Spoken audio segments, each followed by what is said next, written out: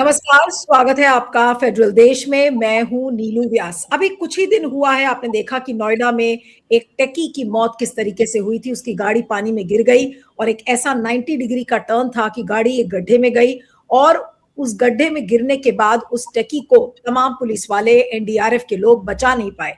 और सोचिए, उसकी मौत को अभी हाल ही कुछ दिन हुए हैं और वो मामला अभी भी चल रहा है कि आखिर उसकी मौत हुई कैसे, उसके लिए कौन जिम्मेदार होगा। अब एक दूसरा मामला दिल्ली के जनकपुरी से सुनाई पड़ रहा है। अब ये इलाका जो है जनकपुरी का, इसमें बताया जा रहा है कि जल बोर्ड की ओर से एक निर्माण कार्य चल रहा था और उस निर्माण कार्य के दौरान एक दर्दनाक हादसे के बाद कड़ी कार्रवाई तो की गई है, लेकिन उसमें एक मोटरसाइकिल सवार युवक था जिसकी गड्ढे में गिरकर मौत हो गई। इस घटना को गंभीर काफी माना गया है। दिल्ली सरकार ने 3 अधिकारियों को बर्खास्त कर दिया है और संबंधित एजेंसियों के खिलाफ जांच की घोषणा भी की है। दिल्ली जल बोर्ड की तरफ से इस मामले में एग्जीक्यूटिव इंजीनियर, असिस्टेंट इंजीनियर और जूनियर इंजीनियर को सस्पेंड किया गया है और साथ ही दिल्ली सरकार ने मृतक परिवारजनों को मुआवजे की भी घोषणा की है। सरकार का ये कहना है कि जिम्मेदार एजेंसी के खिलाफ सख्त कार्रवाई की जा रही है और आगे ऐसे हादसे रोकने के लिए कड़े कदम उठाए जाएंगे। अब सवाल ये उठता है कि नोएडा का जो टेकी का मौत का मामला था, इसमें किसको सस्पेंड कर दिया गया? उसमें नोएडा अथॉरिटी के सीईओ को हटाया गया था, लेकिन क्या हुआ? कुछ एकाध बिल्डर्स को अरेस्ट कर लिया गया, लेकिन क्या तह तक प्रशासन पहुंचा? अब वही बात है कि यहाँ पर गड्ढा खोद के निर्माण कार्य चल रहा है, बैरिकेड्स लगे हुए थे, लेकिन फिर भी उसकी मौत हो गई, उसको कोई बचा नहीं पाया। ये आज फिर से अपने आप में बहुत बड़े सवाल खड़े करता है और आज हमारे साथ 3 खास मेहमान हैं, उनसे मैं आपका परिचय करवाती हूँ। सर्वेश त्रिपाठी जो कि समाजवादी पार्टी के प्रवक्ता हैं, आपका स्वागत है। हमारे साथ मनीष शर्मा है जो कि पॉलिटिकल एनालिस्ट हैं, आपका स्वागत है। और ललित राय हमारे साथ हैं, फेडरल देश के सीनियर जर्नलिस्ट, आपका स्वागत है। और सर्वेश से शुरू करती हूँ, सर्वेश को किसी दूसरे शो में जाना है। सर्वेश, अब ये नोएडा टेकी की मौत के बाद ये दिल्ली जल बोर्ड का निर्माण कार्य चल रहा है और उसमें एक बाइकर की मौत हो जाती है, इस पर क्या कहा जाए? और ये क्या प्रशासन की लापरवाही है? और आज अभी ललित से बात हो रही थी, क्योंकि ललित आज रिपोर्टिंग में थे, उन्होंने कहा कि वहां पर केजरीवाल हाय हाय के नारे लग रहे थे। इस तरीके की राजनीति वहां पर शुरू हो गई है। जी सर्वेश।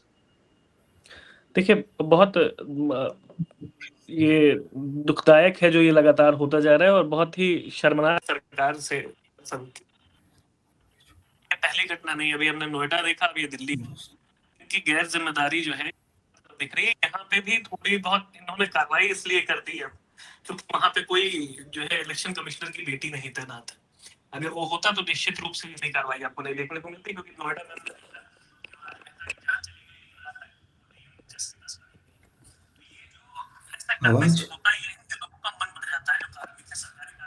हाँ, आपकी आवाज गड़बड़ हो रही है बीच में सर्वेश। नहीं, मुझे आपकी आवाज बहुत डिस्टर्ब्ड आ रही है, मतलब कुछ समझ में नहीं आ रहा आप क्या बोल रहे हैं। ओके, मैं ललित के पास आती हूँ क्योंकि ललित आज वहां पर थे और रिपोर्टिंग में भी थे। ये पूरा हादसा क्या हुआ, कैसे हुआ ललित, और अब क्या हो रहा है, उसमें मैं आपसे सुनना चाहूंगी कि आखिर ये हुआ कैसे, इसमें प्रशासन कितना दोषी है इसमें, और जिस तरीके की अब राजनीति इस पर शुरू हुई है उस पर बात करेंगे आपसे। जी बोलिए। नीलू, आपको याद होगा कि प्रधानमंत्री अटल बिहारी वाजपेयी जब हुआ करते थे तो विपक्ष पर निशाना साधते थे कि गड्ढे में सड़क है या सड़क में गड्ढा, पता नहीं चलता। तो कुछ वैसी ही स्थिति, मतलब आज करीब 25-26 साल के बाद दिल्ली की बीजेपी की सरकार है दिल्ली में, और दिल्ली जल बोर्ड जो है उस गड्ढे को खुदवा रहा था पाइपलाइन को बिछाने के लिए। ये पूरा वाकया जो है वो कल शाम से इसका मतलब एक आगाज होता है। दिल्ली के ही कैलाशपुरी का रहने वाला एक लड़का, 25 साल का, उम्र 25 साल, नाम कमल, और वो एचडीएफसी बैंक में नौकरी करता था रोहिणी में। रोहिणी से अपना काम खत्म करके वो अपने घर कैलाशपुरी आ रहा था। और ये जो पूरा जहाँ पे मतलब घटना स्थल है वो जनकपुरी डिस्ट्रिक्ट सेंटर, अगर आपने देखा होगा तो उससे थोड़ा सा आगे बढ़ने पे पुसांगीपुर एक गांव है। उस गांव के बगल में 2 लेन की सड़क है और उस सड़क के बीचों बीच में ये गड्ढा जो है दिल्ली जल बोर्ड की तरफ से खुदवाया गया था। और गड्ढे की जो गहराई करीब करीब आप समझ लीजिए जो कि कम से कम जो 20 फुट से कम गहरा गड्ढा नहीं रहा होगा। मतलब रोशनी की भी कमी थी और ऐसा कहा जा रहा है कि लड़का जो है वो जनकपुरी डिस्ट्रिक्ट सेंटर की तरफ से जा रहा था और वो गड्ढे में गिरा, रात भर गिरा रहा। और सुबह पुलिस वालों ने ही उसके परिवार को यह जानकारी दी कि अब वो इस दुनिया में नहीं है। और इसके बाद आप जानती हैं कि जैसे ये पूरी मतलब जंगल में आग फैलती है, कुछ उसी तरीके से ये खबर जब फैली और जिस समय मैं मौके पे गया था, तो काफ़ी भीड़ थी और मीडिया वालों का जमावड़ा भी था और अलग-अलग तरीके से और स्थानीय लोग भी तरह-तरह की बातें कर रहे थे कि इसमें बहुत सारे एंगल, कॉन्स्पिरेसी का भी एंगल। हालाँकि पुलिस की तरफ से कोई कॉन्स्पिरेसी के एंगल को लेकर के उन्होंने कहा कि अभी फिलहाल जाँच जारी है, इसीलिए कोई षड्यंत्र कहना ये सही नहीं होगा। हालाँकि हम पूरी जितनी भी डिटेल्ड इन्वेस्टिगेशन कर रहे हैं, लेकिन कुल मिला-जुला कर के बात ये है कि जो सरकार आम आदमी पार्टी को सड़क के मुद्दे पर, बिजली के मुद्दे पर मतलब बुनियादी जो व्यवस्था है उसके मुद्दे पर घेरा करती थी, आज वही सरकार भारतीय जनता पार्टी की सरकार सवालों के घेरे में है और अब सरकार के मतलब कार्यकाल के कम से कम 1 साल पूरे होने जा रहे हैं और 1 महीने 2 महीने की बात नहीं है कि आप ये कह दें कि अभी 20 दिन, 25 दिन, 30 दिन की बात है और अभी हम देख रहे हैं, तो 1 साल का एक सफिशिएंट टाइम होता है। और सबसे बड़ी चीज़ है कि भारतीय जनता पार्टी की सरकार, उसके बड़े नेता चाहे चीफ मिनिस्टर हों, चाहे आपके पीडब्ल्यूडी मिनिस्टर हैं प्रवेश वर्मा, आशीष सूद, ये लोग कद्दावर नेता, ये लोग बार-बार कहते हैं कि दिल्ली को उन सभी सभी समस्याओं से निजात दिलानी है, जो हमको बैकलॉग में मिला था, जो आम आदमी पार्टी ने मतलब छोड़ दिया था। लेकिन स्वाभाविक तौर पे ये बात तो बनती है कि दिल्ली जल बोर्ड मतलब अब तो दिल्ली में देखा जाए केंद्र में बीजेपी की सरकार है, दिल्ली में बीजेपी की सरकार है, एमसीडी दिल्ली के हवाले है और कैंट एरिया जो है वो भी उसमें जो एक काउंसिल बनती है उसमें बीजेपी की संख्या बहुत ज़्यादा है। तो कुल मिला-जुला करके है कि ये कहने का कोई स्कोप नहीं बनता है कि हम किसके ऊपर ब्लेम करें। ये पहली नज़र में साफ तौर पर लापरवाही दिल्ली जल बोर्ड की नज़र आती है और इलाके के लोग कह रहे थे कि ये जो गड्ढा, जो ये हादसा हुआ है, ये ऐसा नहीं कि ये गड्ढा जो है 10 दिन, 12 दिन, 15 दिन में खुदा है। ये करीब-करीब पिछले 6 से 7 महीने तक ये काम जारी था और बैरिकेडिंग के नाम पर कोई बैरिकेडिंग नहीं थी। हालाँकि जब मैं उस जगह पर गया, तो टिन के बैरिकेड्स कर दिए गए थे और ग्रीन कलर की जाल लगा दी गई थी, उसको उसकी घेरेबंदी की गई थी और लोगों का ये कहना था कि जो दिल्ली जल बोर्ड के अधिकारी, दिल्ली की सरकार या एमसीडी जो काम इस घटना के बाद जो कर रही है, अगर वो पहले की होती तो कमल जो अब इस दुनिया में नहीं है, उसकी जान बच गई होती। तो कुल मिला-जुला करके और सबसे अजीब-सी बात है कि जब प्रवेश वर्मा वहाँ पर पहुँचे और आशीष सूद भी थे, तो केजरीवाल हाय हाय के नारे और हम लोग जब बैक कैमरा भी लोगों से पूछ रहे थे कि भई ये केजरीवाल हाय हाय के नारे की क्या ज़रूरत है? तो लोग हँसते हुए नज़र आए, कहे कि यही तो सियासत है और आप समझ सकते हैं कि ये अपनी सरकार को लेकर के और सबसे बड़ी बात है कि प्रवेश वर्मा से वहाँ पे मौके पर पत्रकारों ने बात करने की कोशिश भी की, तो पूरे जितने भी करीब-करीब 10 से 15 मिनट वो मौके पे थे और वहाँ पे वो बात करना मुनासिब नहीं समझे और बस इतनी सी बात थी जो फॉर्मल तरीके से बात होती है कि जाँच चल रही है और दुखद घटना है और ये मतलब अनफॉर्च्यूनेट है, ये नहीं होना चाहिए और हम पूरे तह तक जाएँगे और तह तक जाना क्या है, वो सीधे-सीधे साफ तौर पर ये दिख रहा था कि करीब-करीब 12 फुट की लंबाई है, 7 से 8 फुट की चौड़ाई है और 20 फुट से गहराई उस पूरे गड्ढे की है। तो प्रत्यक्ष को प्रमाण की कोई ज़रूरत नहीं है। हालाँकि सियासत में आप जानती ही हैं कि शब्दों के ज़रिए ये बताने की कोशिश की जाती है कि जो भी कुछ हुआ है, उसके लिए हम ज़िम्मेदार नहीं हैं। ये सारी जो व्यवस्था हमें जो बैकलॉग में मिली थी, जो कुव्यवस्था मिली थी, उसका नतीजा है। हम तो इसको दुरुस्त करने के लिए चले थे, लेकिन हकीकत ये है कि ये घटना घटी और उसमें 25 साल का एक लड़का जो कि अपने परिवार का एक कमाऊ सदस्य था, अब वो इस दुनिया में नहीं है और परिवार के सामने तरह-तरह की दिक्कतें और परेशानियाँ भी हैं। नहीं, लेकिन अब आम आदमी पार्टी के लोग भी आपने बताया कि घटनास्थल पर पहुंचे हुए थे। आम आदमी पार्टी इस मामले में अब क्या कह रही है? क्योंकि अगर अरविंद केजरीवाल के हाय हाय के नारे वहां पर लग रहे थे, तो आपको क्या लग रहा है अरविंद केजरीवाल की पार्टी ने, आम आदमी पार्टी ने कोई कुछ कहा है, कुछ क्या बोला है, इस इशू को किस तरीके से वो लोग उठाएंगे? सबसे बड़ी बात है कि ये करीब-करीब दोपहर के आसपास जो है 11:30-12 बजे के आसपास ये खबर आई कि एक लड़के की जो है गड्ढे में गिरने से मौत हो गई और उसके पहले दिल्ली प्रदेश के जो अध्यक्ष हैं सौरभ भारद्वाज, उन्होंने बाकायदा ट्वीट करके ये बताया था कि यही दिल्ली की बीजेपी की सरकार है। तो कहने का अर्थ है कि दिल्ली आम आदमी पार्टी मुखर होकर के जैसे ये घटना उनके भी संज्ञान में आया, तो उसके बाद उन्होंने ट्वीट करके अपनी संवेदना भी जाहिर की और उसके बाद लानत-मलानत भी की रेखा गुप्ता सरकार की।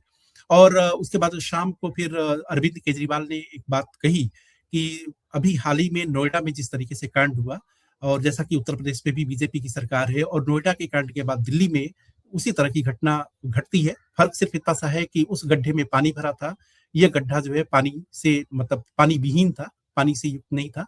लेकिन ये है कि दिल्ली की सरकार जो है पड़ोसी राज्य में जो घटना होती है और उन्हीं की सरकार है और उससे उन्होंने कोई सबक नहीं ली है और उसका नतीजा ये है कि एक परिवार ने अपने एक होनहार लड़के को खो दिया, जो कि उस परिवार का कमाऊ सदस्य भी था।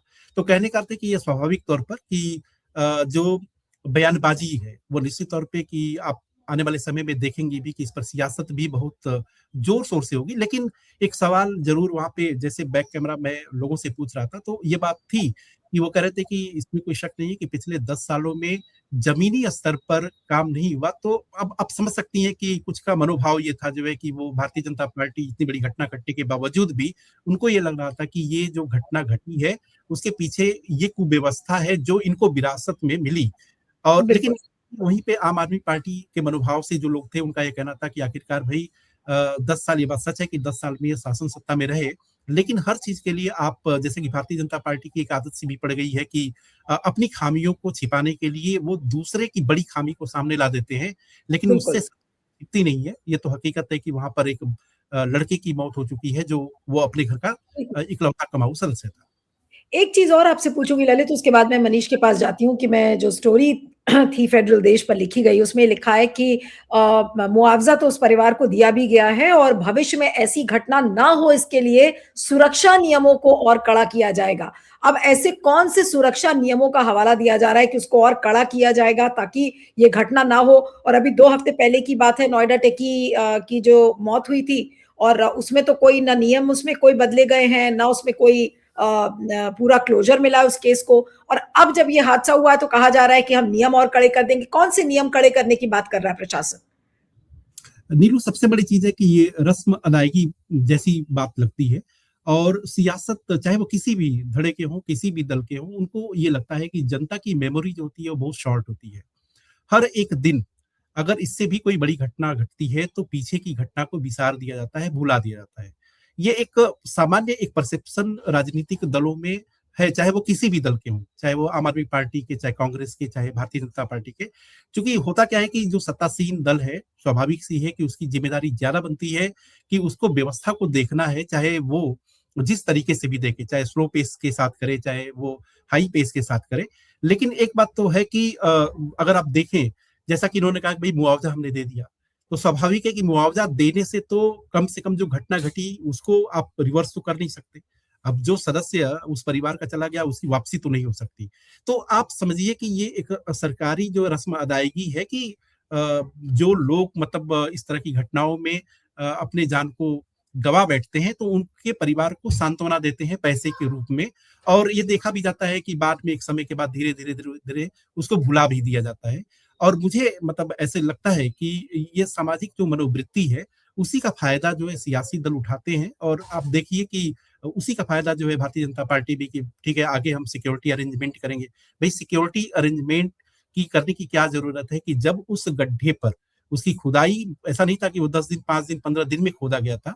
लोग ये बता रहे थे कि पिछले 6 से 7 महीने से वो खुदाई चल रही थी और ये था कि जो भी बैरिकेडिंग की गई, जो भी वो ग्रीन कलर का जाल लगाया गया, वो ये सब जो है आज सुबह जब मतलब उस कमल नाम के लड़के की मौत की जब खबर आई और उसके बाद ये लगा कि अब यहाँ पे मीडिया का जमावड़ा भी होगा, उसके बाद आम आदमी पार्टी कांग्रेस की तरफ से काफ़ी मतलब उग्र प्रदर्शन भी हो सकता है, तो उन्होंने सारी कवायद कर दी। तो ये मतलब कटु सच्चाई है कि कोई भी सरकार, किसी की भी सरकार हो, यही काम करती है और यही एक उन्होंने सबकी डिक्शनरी में वही शब्द हैं, वही लाइन्स हैं कि वो सेट पैटर्न पे कि ये घटना घटेगी, हम कुछ कंपनसेट कर देंगे और कंपनसेट करने के बाद है कि फिर तो चूँकि ये चलायमान दुनिया है, हर एक दिन कुछ न कुछ घटनाएँ होती ही रहती हैं। फिर वो इंतज़ार करते हैं कि कोई बड़ी घटना घटेगी तो पीछे वाली घटना को लोग भूल जाएँगे और फिर बात जो है अगली घटना पर करना शुरू कर देंगे। ठीक है, मैं मनीष के पास आती हूँ कि मनीष, आप इस घटना को कैसे देखते हैं? और अभी जैसा मैंने कहा कि नोएडा टेकी की मौत से भी लगता है प्रशासन ने कोई सबक नहीं सीखा और सड़क निर्माण कार्य चल रहा है और इतना बड़ा गड्ढा खुद गया, लगभग ललित शायद 20 फीट का गड्ढा था, आप शायद बता रहे थे? ये गड्ढा 20 फीट का था ना? हाँ, मतलब कम से कम 20 फुट का गड्ढा 20 तो है। अब बताइए मनीष, 20 फीट का अगर गड्ढा खोद कर और प्रशासन बस एक बैरिकेड लगा देता है और सोचता है कि भाई अब इसमें कोई हादसा नहीं होगा, इस माइंडसेट को ही क्या कहा जाए। और कोई सबक तो नोएडा वाली मौत से भी नहीं लिए गए, तो इसका मतलब यह है कि अब आने वाले दिनों में भी ऐसे हादसों से कोई फर्क नहीं पड़ता प्रशासन को। जी नहीं, एक अभी मैं एक रिपोर्ट देख रहा था, राजमार्ग मंत्रालय का है और सड़क परिवहन है और सेव इंडिया फाउंडेशन करके ज्वाइंट एक रिपोर्ट है। और पिछले 2 साल में भारत में कम से कम आप समझिए कि 9 लाख के आसपास की सड़क दुर्घटना में मौत हुई है, यानी 1 साल में 5 लाख की मौत हुई है। और ये भी समझिए कि आमतौर पर भारत में ये माना जाता है कि लोग ट्रैफिक नियमों का पालन नहीं करते हैं। तो उस रिपोर्ट में ये माना गया है कि वो ज्यादातर मौतें जो हैं ट्रैफिक नियम के उल्लंघन से नहीं हुए हैं। वो जो खराब इंजीनियरिंग है सड़क की, या कह लीजिए कि डिजाइन खराब है, या बहुत ही घटिया निर्माण कार्य हुआ है, या इस तरह की तमाम सड़कों पे जो गड्ढे हैं जगह जगह जो उसका वो है, तो 65% के करीब कह रहे हैं लोग कि वो बिना लापरवाही वाली मौत, मतलब वो किसी की लापरवाही का मसला नहीं है, वो सिस्टम की लापरवाही से मौत होती है।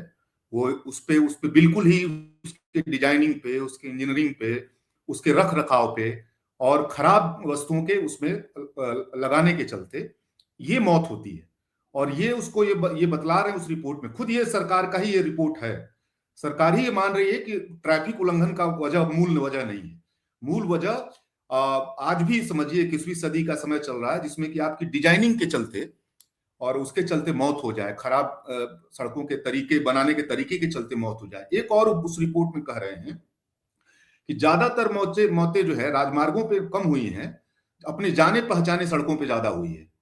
यानी कि वो जो अभी आप ध्यान देंगे, जो विकास का एक मॉडल चुना गया है इस सरकार में या नई आर्थिक नीति के बाद से आप देखेंगे कि राजमार्गों को जो माल ढुलाई का और वो बड़ी पूंजी की जो जरूरत है उसको तो स्पेशली ध्यान दिया गया है। हाईवे जो आप देखिएगा उसका एक वो, लेकिन ठीक उससे जो आप नीचे उतरेंगे, ठीक अपने शहर में जो प्रवेश करेंगे, आप अपने कस्बे में जब आप प्रवेश करेंगे तो गुणात्मक रूप से बहुत ही खराब आपको सड़कें मिलेंगी।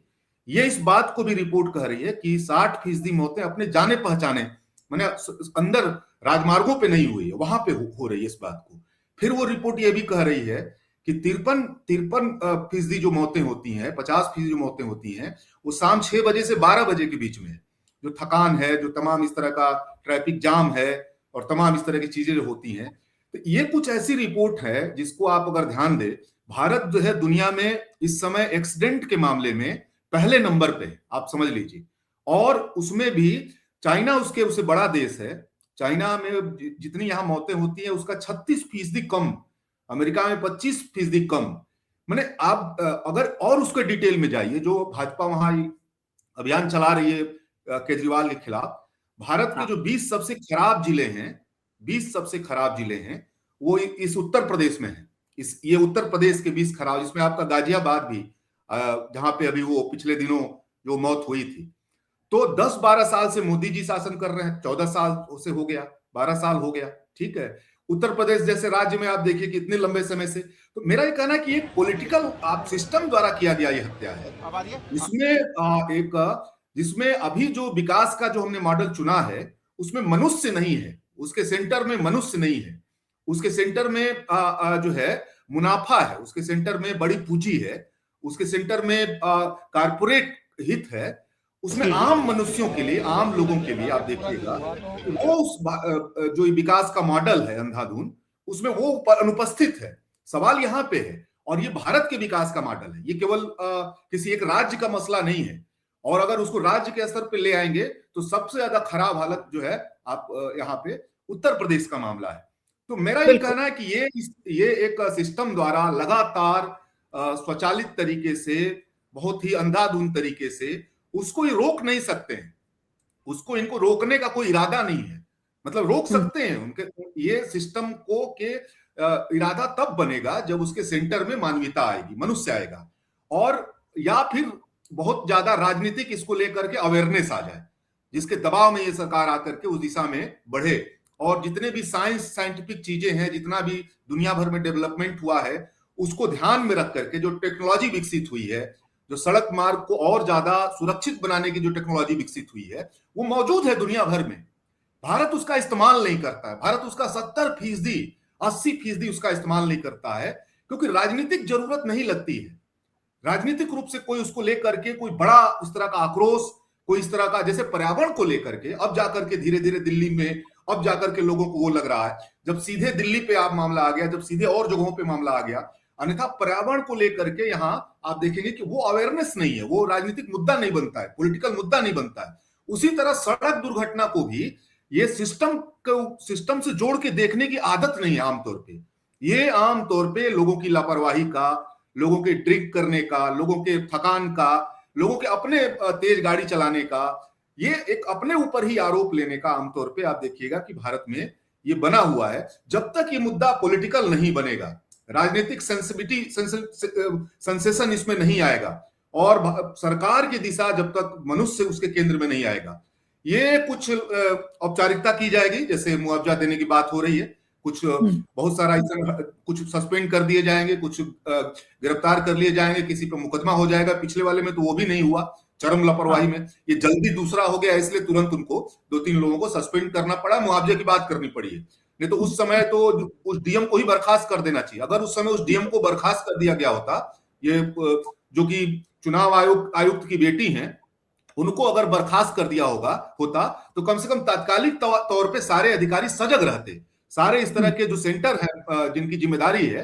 वो थोड़ा सतर्क रहते। अभी हाल फिलहाल का मामला था, लेकिन ओवरऑल पूरे सड़क सिस्टम को जब तक उसको राजनीति से लिंक नहीं किया जाएगा और भारतीयों की सुरक्षा से लिंक नहीं किया जाएगा, तब तक इसमें क्या कहा जाए। तब तक तो इसका सामना करना है या इसका इंतजार करना है कि कब सड़कों पे लोग उतरेंगे, सड़क एक्सीडेंट के खिलाफ, सड़क पे हो रही मौतों के खिलाफ लोग कब सड़क पे उतरेंगे, तब तो इसी का इंतजार करना होगा।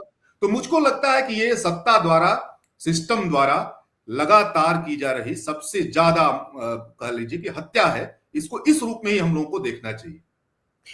एक सवाल है ललित, क्योंकि आप गए थे उस स्पॉट पर जहां पर वो 20 फीट का गड्ढा है, उस गड्ढे से, चलिए नोएडा टकी के मौत के मामले में तो रीजन समझ में आया कि भाई बहुत ठंड थी, कोहरा था और एनडीआरएफ के लोगों ने हाथ खड़े कर दिए कि भाई हमें ठंड लग रही है, हम नहीं जा पाएंगे। यहाँ पर लोग उस बाइकर को क्यों नहीं बचा पाए? क्या 20 फुट गड्ढे के अंदर जाने के लिए कोई इंतजाम नहीं था, या कोई राजी नहीं था उस व्यक्ति को बचाने के लिए? मौत कैसे हुई? देखिए, सबसे बड़ी बात है ना कि वो जब जनकपुरी डिस्ट्रिक्ट सेंटर से आ रहा था तो गड्ढा पड़ा, और उसके बाद ये है कि गड्ढे में वो गिर गया। गिरने के बाद क्या है कि जो कमल का एक दोस्त है वो ये बताता है कि उसका फोन जो है, मतलब जब वो अपने ऑफिस से निकला था लड़का, तो उसकी फोन पे बात हुई थी कि मैं ऑफिस से निकल रहा हूँ और घर पहुंच रहा हूँ। और वो ये कहता है कि जिस समय पे वो घर पहुंचना चाहिए था और नहीं पहुंचा, तो लोगों ने ट्राई किया, उसके घर वालों ने, दोस्तों ने भी, तो फोन जो है स्विच ऑफ आ रहा था। और फोन जब स्विच ऑफ आ रहा था तो उसके बाद जानकारी नहीं मिल पा रही थी। उसके बाद वो पहुंचे पुलिस थाने पे, तो थाने वालों से कहा कि भाई ऐसी बात हो गई है कि वो उसका दोस्त है और वो मिल नहीं रहा है, तो आप उसको सर्च करिए और ऐसा लग रहा है कुछ अनहोनी हो गई है। तो पुलिस वालों ने ये कहा कि भाई ऐसा है कि रात का वक्त है और एफआईआर, अगर गुमशुदगी की भी बात है तो गुमशुदगी की एफआईआर जो होती है वो 24 घंटे के बाद ही लिखी जाती है, तो शुक्रवार को लिखी जाएगी 11 साढ़े 11 बजे के करीब। तो उन्होंने कहा कि सर केवल इतना आप पता कराइए कि कैसे कैसे क्या है। तो IMEI जो नंबर होता है उसके जरिए क्या है कि फोन को ट्रैक पे रखा गया। तो उन्होंने कहा कि भाई देखिए कि ये एक लोकेशन मिल रही है, उस लोकेशन पे जाइए, मतलब जो गड्ढा है 100-200 मीटर के दूरी में आप देखिए। और मतलब पुलिस वाले वहां पे नहीं गए, बल्कि उनको कहा कि 100-200 मीटर की दूरी वाले चारों तरफ आप देखिए। परिवार वालों को बोला कि आप जाके देख लीजिए, ये फोन यहाँ पर लग रहा है कहीं। हाँ, कि जो लोकेशन आ रहा है वो यहाँ पे है और आप जो है एक बार देख लीजिए। तो अब चक्कर ये था कि फोन स्विच ऑफ है और लगातार ट्राई कर भी रहे थे, और वो गड्ढे में चूंकि अंधेरा भी था, तो वो खोजे, और खोजने के बाद उनको जब नहीं मिला तो फिर वो अपने घर चले गए। अब वो इंतजार कर रहे थे कि सुबह जब होगी तो उसके बाद फिर देखा जाएगा। तो 7:30 के आसपास दिल्ली पुलिस की तरफ से ही जानकारी उनको दी गई कि एक गड्ढे में एक युवक गिरा हुआ है और संभवतः उसकी मौत हो गई है। तो उसके बाद वो जब गड्ढे में आते हैं, देखते हैं, तो फिर वही लड़का है जिसकी मौत हो चुकी होती है, जिसका फोन स्विच ऑफ आता है। तो आप ये नेग्लिजेंस तो निश्चित तौर पे है बहुत बड़े पैमाने पे, कि पुलिस अगर खुद भी थोड़ी सी, अगर 200 मीटर के दायरे में सर्च करने की बात कर रही थी और खुद भी जाती, सर्च लाइट और तमाम सारे के इंतजाम करती, तो शायद उसकी जान बच भी सकती थी। लेकिन वहां पर कोई नहीं पहुंचा। बस ये है कि पुलिस वालों से उनको जानकारी ये मिली, परिवार और दोस्तों की, कि वही एक मतलब युवक गिरा हुआ है, और आप देख लीजिए ऐसा तो नहीं कि वो आपसे कोई संबंधित है। और जब वो जाते हैं तो देखते हैं कि वो जो है उसकी सांसें उखड़ चुकी थी, मतलब चूंकि रात भर वो गड्ढे में ही पड़ा रहा, तो स्वाभाविक है कि बचने की कोई गुंजाइश नहीं थी। हालांकि अस्पताल ले जाकर के कंफर्मेशन हुई कि अब वो इस दुनिया में नहीं है। तो स्वाभाविक तौर पर ये लापरवाही तो है ही है। दिल्ली जल बोर्ड की भी तरफ से लापरवाही है कि अगर 6 से 8 महीने से आप गड्ढा खुदवा रहे थे तो वो बैरिकेडिंग की व्यवस्था करते, जो कि थी ही नहीं। पुलिस वालों की तरफ से लापरवाही कि भाई 200 मीटर की दूरी पर जाइए, आप खुद ही चेक कर लीजिए। और एफआईआर इसलिए नहीं दर्ज करेंगे कि वो तकनीकी पहलू ये है कि किसी भी अगर गुमशुदगी की एफआईआर भी दर्ज करानी है तो वो 24 घंटे के बाद ही होती है। तो वो एक नियम कानून के दायरे में आ गया। लेकिन स्वाभाविक तौर पर अगर आप देखें तो नेग्लिजेंस वो पुलिस के पार्ट पे है, और डीजेबी का तो है ही है। क्योंकि अगर 6 महीने से आप यही सोच के चल रहे थे कि गड्ढा हम खोद रहे हैं और जो भी उस रास्ते से गुजरेगा वो देखेगा, वो उसकी अपनी जिम्मेदारी होगी कि वो गड्ढे को देखेगा। और निश्चित तौर पे व्यक्ति जब रास्ते पे चल रहा होता है तो उसकी अपनी एक सिविक सेंस भी होता है, जिम्मेदारी भी होती है कि थोड़ी वो भी देखे। लेकिन वो कहाँ तक देखे, सवाल ये भी है। अब कोई बीच रास्ते ही गड्ढा खोद दे तो उसके बाद जो आप उसको कहाँ तक देख पाओगे, तो जिम्मेदारी तो डीजेबी की बनती है। तो निश्चित तौर पे आप देखेंगे कि जिम्मेदारी से दिल्ली जल बोर्ड, भले ही उन्होंने इंजीनियर को सस्पेंड कर दिया, पुलिस वाले जो कह रहे हैं कि ठीक है हम तहकीकात करेंगे कि भाई क्या है, क्या मामला है, कैसे कैसे है, वो लड़का उसी रूट को क्यों फॉलो किया, वो लड़का इसके पहले मतलब घटना के पहले किस रूट को फॉलो करता था, मतलब क्या वजह थी। तो मतलब कहने का अर्थ है कि ये मामले को केवल मतलब एक भटकाने की बात है, और इस तरीके से पेश करने की पेशबंदी होगी कि उसमें मतलब हमारी तरफ से व्यवस्था की कोई गलती नहीं है, जो भी कुछ गलती है शायद उस लड़के पे ही लड़के डाल की दी है। जाए। नहीं, नोएडा टेकी के बारे में भी तो ऐसे ही किया कि वो बार में बैठा था, उसके फूड बिल्स कहीं सामने आ गए, तमाम तरीके की बातें, और गलती उसके ऊपर भर दी गई। अंत में क्या कहा जाए यार, यहाँ तो बिल्कुल साफ दिख रहा है कि प्रशासन ने कोई सबक नहीं लिए हैं और ना ही वो भविष्य में लेना चाह रहा है। खाना पूर्ति, लीपा पोती के लिए सस्पेंड कर दिया गया है इंजीनियर्स को, लेकिन क्या प्रशासन के ऊपर हत्या का आरोप नहीं लगेगा? नोएडा टेकी केस में भी यही हुआ, और आज दिल्ली जल बोर्ड का जो ये मामला सामने आया है उसमें भी यही चीज है। मनीष, क्या कहेंगे अंत में? नहीं, असल में कायदे से तो गैर इरादतन हत्या का इसमें आमतौर पर कानून है ये। अगर किसी विभाग की लापरवाही से सड़क पे कहीं कोई गड्ढा छोड़ दिया गया है और वहां सुरक्षा मानक नहीं है उस तरह का, और किसी की मौत होती है, या सड़क पे चलते समय कोई भी इस तरह की सड़क की लापरवाही के चलते, व्यक्ति की लापरवाही के चलते केवल नहीं, तो गैर इरादतन हत्या का ये मुकदमा ही बनता है। लेकिन ये चलन से बाहर कर दिया गया है। ये आमतौर पे चलन से बाहर है। अन्यथा ये पहला काम यही बनता है कि जितने भी ऊपर के अधिकारियों से जब आप कार्रवाई पे जाएंगे, जितने ऊपर से शुरू करेंगे तभी इस पे दबाव नीचे भी बनेगा। ऊपर के लोगों पे जो उसके जो मंत्रालय से जुड़े हुए लोग हैं। दिलू, यहाँ पे एक बात और है, ध्यान देने वाली बात है कि आप देखेंगे कि गैर इरादतन हत्या का मामला दर्ज होना चाहिए। नोएडा टेकी के मामले में जो बिल्डर है अभय कुमार, उसके खिलाफ जो है वो गैर इरादतन हत्या का मामला दर्ज हुआ, लेकिन आज आप देखिए कि उसको इलाहाबाद हाई कोर्ट से जमानत भी मिल चुकी है। हाँ। वो जमानत पर रिहा भी हो चुका है।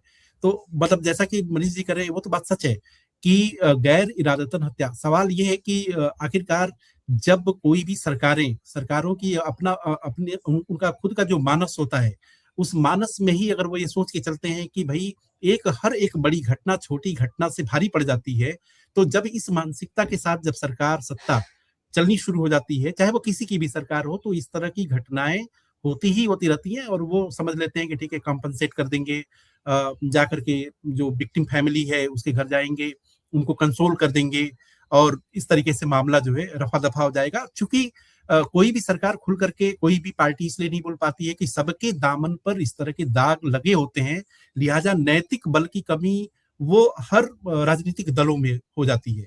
तो वो सिर्फ और सिर्फ जो एक्स पर सोशल मीडिया के जरिए कुछ प्रदर्शन के जरिए अपनी भड़ास निकालते हैं, लेकिन हकीकत यह है कि बुनियादी तौर पर कोई बदलाव जो है वो नजर नहीं आता है। हाँ मनीष, अंत में क्या कहेंगे आप अपनी बात? मैं बस इसमें कह रहा था, मैं अपने शुरू के वक्तव्य में ही इस बात को कह रहा था कि सिस्टम ही अपने आप में इसमें जिम्मेदार है। एक जो राजनीतिक दिशा भारत की बनी हुई है, सामाजिक सेंस जो भारत का बना हुआ है, अपने नागरिकों के प्रति जो नजरिया है, उसमें आमतौर पे किसी का मर जाना, किसी के सड़क पे मौत हो जाना, ये बहुत उसके लिए आम बात है। ये बात सही है, इसमें कोई दो राय नहीं। लेकिन अब आपको अगर आप कोई आंदोलन में जाएंगे, इस मसले को अगर कोई उठाए, कोई आंदोलन, तो वो तो यहां से शुरू करेगा कि जो पॉलिटिकल अकाउंटेबिलिटी है वो, और जो इस तरह के प्रशासन का जो सर्वोच्च पद पे खड़ा व्यक्ति है, बैठा व्यक्ति है, इन दो लोगों को जब तक अकाउंटेबिलिटी नहीं आएगी उनके ऊपर कार्रवाई का जब तक दबाव नहीं बनेगा, यह कल्चर नहीं जनता की तरफ से शुरू किया जाएगा, तो बात आगे नहीं बढ़ेगी। यहीं से शुरुआत थोड़ी की जा सकती है, अन्यथा पूरा सिस्टम ही इसको लेकर के लापरवाह है। बात सही है, सिस्टम के एजेंडे में ही नहीं है, मौतें उसके लिए बहुत नॉर्मल है, तो वो वहां से तो अभी तत्काल आप वहां पहुंच नहीं पाएंगे। लेकिन मौतों की सीधे जिम्मेदारी पॉलिटिकल जो नेतृत्व है उसमें, उस पूरे मामले में जुड़ा हुआ पॉलिटिकल जो नेतृत्व है, और जो इस तरह के सिविल नेतृत्व है, जो इस तरह के नौकरशाही है, जो ऊपर की नौकरशाही है, इन दो लोगों को टारगेट करके ही जो है आप अभी कोई शुरुआत कर सकते हैं, और बाद में सिस्टम को संवेदनशील बनाने की तरफ उसको लेकर के एक आंदोलन उस दिशा में बढ़ सकते हैं। लेकिन शुरुआत तो यहीं से करनी होगी। अभी उतना भी नहीं किया जा रहा, अभी उतना भी नहीं किया जा रहा है। बहुत कोई तात्कालिक दबाव बहुत ज्यादा कहीं न बन जाए तो, बिल्कुल इसमें इतना ही मेरा समझ। बिल्कुल।